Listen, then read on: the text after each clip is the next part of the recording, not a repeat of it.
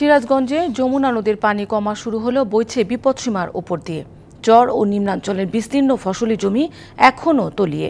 এসব এলাকায় দুর্ভোগের পাশাপাশি দেখা দিয়েছে পশু খাদ্যের তীব্র সংকট। বন্যায় সিরাজগঞ্জের ৫ উপজেলার চরাঞ্চলের ৩৪টি ইউনিয়ন বন্যা কবলিত। যমুনার চরাঞ্চল পানিতে থই থই, কোথাও নেই দাঁড়াবার মতো জায়গা।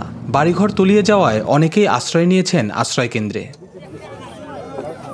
কেউ আবার পানির মধ্যে থাকছেন কষ্ট করে। তীব্র সংকট দেখা গেছে খাবার, বিশুদ্ধ পানি ও পশুখাদ্যের। আঙ্গুর নিজে খাওয়া কষ্ট হয়, একবেলা আনতে একবেলা আন্দা হয় না।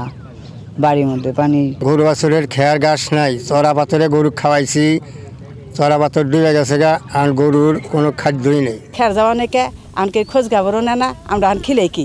২৫০টিরও বেশি ডিজাইন অপশন নিয়ে ওয়ালটন স্মার্ট ফ্রিজ, বোঝে আপনার প্রয়োজন। এমন পরিস্থিতিতে ত্রাণের সাথে পশুখাদ্য বিতরণে গুরুত্ব দেওয়ার কথা জানান স্থানীয় জনপ্রতিনিধি।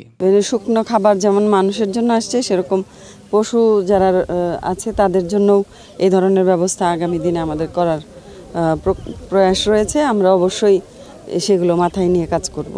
বন্যা কবলিত এলাকায় গবাদি পশুর রোগ নিরাময়ে মেডিকেল টিম গঠন করে সহায়তা দিচ্ছে জেলা প্রাণী সম্পদ বিভাগ।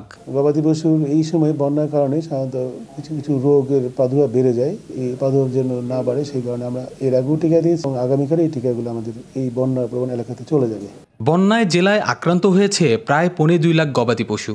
পানিতে তলিয়ে পশুখাদ্য নষ্ট হয়েছে অন্তত ৩.৫ কোটি টাকার। খালিদ হৃদয়, ডিবিসি নিউজ, সিরাজগঞ্জ।